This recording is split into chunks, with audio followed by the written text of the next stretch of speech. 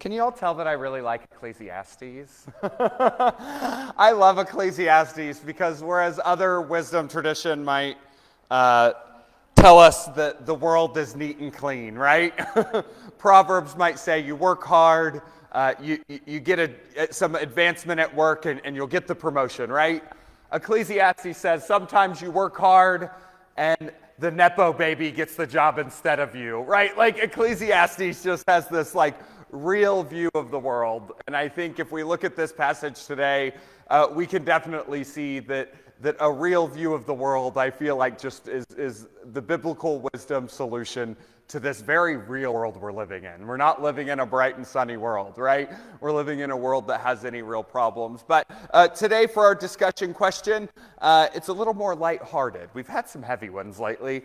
So today's discussion question is just, when the weather gets nice in Chicago, what's the first thing you want to do? Was there any good little nuggets?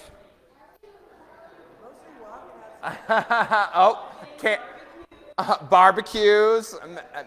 In other news, I'm going to be hanging out with Maddie and Nick this summer a lot, if that's the kind of... What about you, Cam? Okay, nice. Okay, nice. You know, I quickly learned that, after going camping 4 times over 2 years, not that much, I would always be irritable and cranky with my friends. And I learned that maybe I didn't like camping. Yeah. Same, and I wanted to so bad. I do like nature, but yeah. Yes. What's the longest RV you can get? Those $250,000 ones. If you have one of those, I'll happily go camping with you. If I get the bedroom. But anyways, Rana shared that she likes to... For the record, if you share anything with me during the discussion question, you have to opt out of me sharing it. You don't get to opt in of me sharing it. If I'm at your house for a pastoral care visit, it's the other way around, right? But if you share it with me there, just know I'm probably going to use it. So Rana shares she has a memorial tree on the lakeside that she likes to go and visit. And Miss Virginia shared that she's out and about all the time, but it's much more enjoyable on those nice days. She actually shared a story as well about how she was born a 1-pound baby, and and she was born in June, so they'd wrap her in warm blankets, and then her mom would take her out into the sunlight, and the sunlight served as an incubator, right, that helped her grow and become healthy. But so over the past few weeks, we've been exploring what it means to learn to walk in the dark. And this is the last week of that conversation. So if you've lived in Chicago long enough, you know something about the extremity of seasons, right? Winter here has a way of settling in and feeling like it's going to stay forever. By January, the snow's piled up. This January, I felt like every time I walked outside, it was snowing. And I'm like, why is it snowing again? In February, the wind off the lake feels relentless. And by March, many of us start wondering if this just might last forever. Is this just the new normal? The trees are bare, the sky is gray, the air feels heavy, but then something subtle begins to shift. And I think we're starting to feel that this week. I saw the kids walk in without their big puffer coats on, and I'm sure that made getting ready just a little bit easier this morning. Yeah. One day the temperature climbs a little higher. That happened kind of on Monday. And you notice the sun starts to stay out a little bit longer. And the first warm day arrives, and suddenly people are walking around outside again. In short, well, that's a little lunacy. It's only 50 degrees outside, y'all, right? Restaurants pull up their patio chairs. I saw a video of people eating on a patio in the rain, and they were just so happy it wasn't cold. Right? Parks start filling up. I think Justin went and played grass volleyball on Monday, right? The people get out and about. And before long, the whole city that felt dead just a few months ago feels alive again. What once looked like an endless winter quickly gives way to spring. And just like nature, life inevitably brings us seasons that feel like those heavy, long winters, those darkness or illness, loss or uncertainty, and moments when the path forward isn't clear. Moments when faith feels just a little bit harder than usual. And one of the most difficult parts of these seasons is that when we are inside them, they feel endless. Think back for a moment to the early months of the pandemic. Remember how strange the seasons felt once the joy of baking banana bread wore off? At first, everyone thought it might just last a few weeks, but maybe a few months, but then weeks turned into months, and streets that were normally full of people suddenly felt quiet. Schools were closed, churches were closed, restaurants were closed. Entire cities seemed to be on pause. And after a while, many people quietly began asking the question that were we just in this way of life now? For a season, it felt like the world had entered a kind of permanent winter. But slowly, things began to change. Doors reopened, people began gathering again, and life started to return in ways that we could not fully imagine in those early months. Even that season, which once felt endless, eventually lifted, because seasons always do. But Ecclesiastes offers a deeply wise perspective on that. Life moves in seasons. Ecclesiastes belongs to the Bible's wisdom literature, as I mentioned at the beginning. And unlike other wisdom literature, Ecclesiastes is less interested in simple answers and more interested in the reality of the way life is. The teacher in Ecclesiastes looks at the world and says, life does contain joy, but it also contains sorrow. Babies are born and people pass away and we celebrate and we grieve. And all of those are part of the human experience.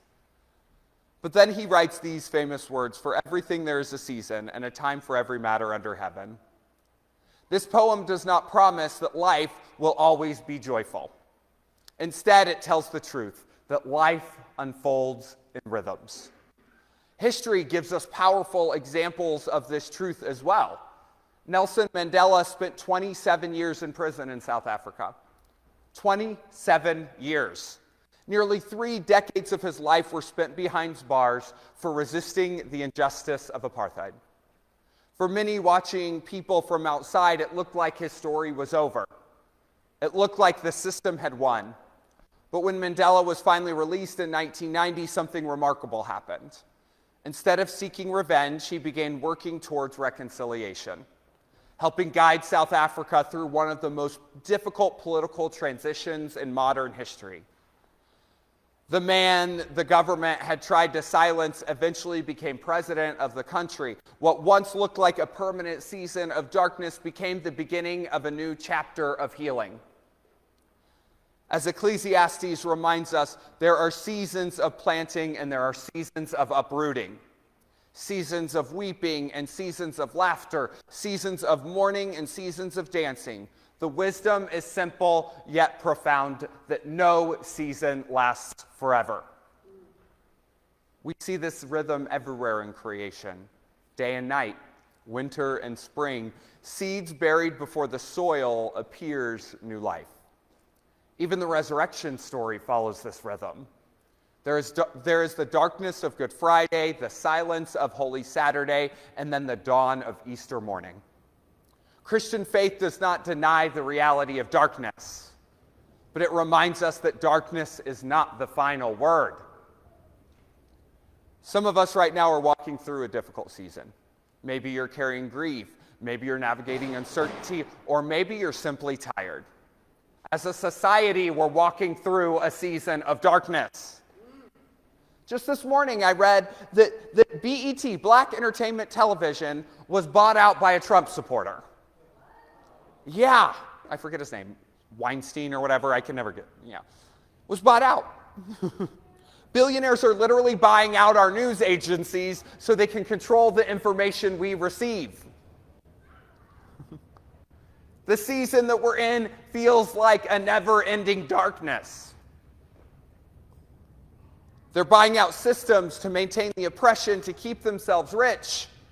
willing to co-sign on the evil of the empire to do so. We have a federal government that's scapegoating trans people and immigrants, using it to produce violence on the street, breaking up families, destruction of anything that's good, leading terror. They're waging wars to distract from rings of people in power, to use that power to shield themselves from the consequences of committing heinous crimes against children. These seasons feel like they're going on forever. But Ecclesiastes offers a word of wisdom in moments like these. Seasons change and morning does come. And what feels permanent today may one day become part of a chapter that shaped you but did not define you. What feels permanent today as a country can be part of what shapes us but does not define us. And often what we learn in these seasons reveals something about us that we did not need, that we hadn't always known, but we probably needed to know. This season in our society is revealing deep-seated racism and hate, deep-seated greed, deep-seated power structures, and the fact that a country that's been around for 250 years has created pathways for manipulation and power and destruction. So the invitation that our faith offers us is not to deny that we're in a dark season, not to deny that we're in the nighttime. It is to trust that the night is not forever. Because the God who created the rhythm of day and night is also the God who brings light into darkness. And again in Scripture, in history, in our own lives, we discover the same truth, that morning always comes. Dr. Martin Luther King, what did he say? This isn't in my notes. That the arc of time is long, but it always turns towards justice. Yep, you got it. And when we're in the middle of that arc, you know, that part that's furthest away from justice, oh darn, do we feel like we're pretty far, we've missed the point. And honestly, this truth is told by nature over and over again. I feel like I'm an environmental theologian this series, right? Because nature has so many good examples. If you've ever been awake early in the morning, you know the strange beauty of the moments before sunrise. At first, everything is still dark and the sky is quiet. The horizon barely changes, and then slowly, almost so slowly that you might miss it, the darkness begins to soften just a little bit.